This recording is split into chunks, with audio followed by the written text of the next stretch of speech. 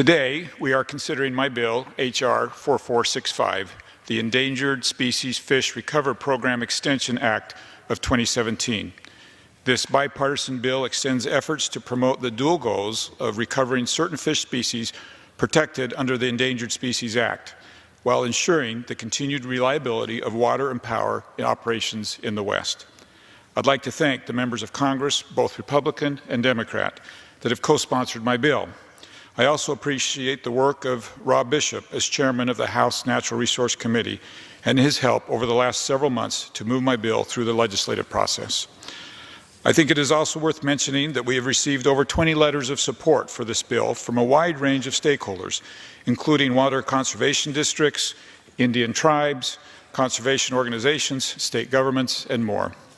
With a total water storage capacity of more than 30 million acre-feet and the capacity to generate over 5 billion megawatt hours of energy annually, the Colorado River Storage Project, or CRISP, has been vital to the economics of the Upper Colorado and San Juan River Basin states of Colorado, New Mexico, Utah, Wyoming, and Arizona. 4 fish species listed under the Endangered Species Act also call the basin home, and the threat of water and power restrictions resulting from these listings prompted the affected states to enter into an agreement with federal and non-federal partners to ensure the continued reliability of the water and power operations in the West. These agreements resulted in the Upper Colorado and San Juan River implementation programs. In 2000, Congress enacted legislation to establish federal participation and cost-sharing agreements, including the authority to use CRISP power revenues to support these 2 programs. Congress reauthorized the programs in 2012, but also added necessary oversight and accountability reforms to ensure that funds are going towards recovery. H.R. 4465 extends the use of CRISP power revenues through 2023, which aligns with the recovery deadline for these programs and does not require any new federal spending of Americans' hard-earned tax dollars. In addition, the bill extends the existing transparency improvements and adds a report to highlight the program's performance.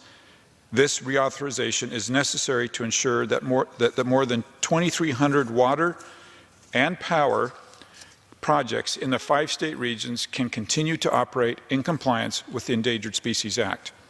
I am hopeful that at the conclusion of this reauthorization through 2023, these programs will have accomplished what they are seeking to achieve, the recovery and delisting of 4 endangered fish species.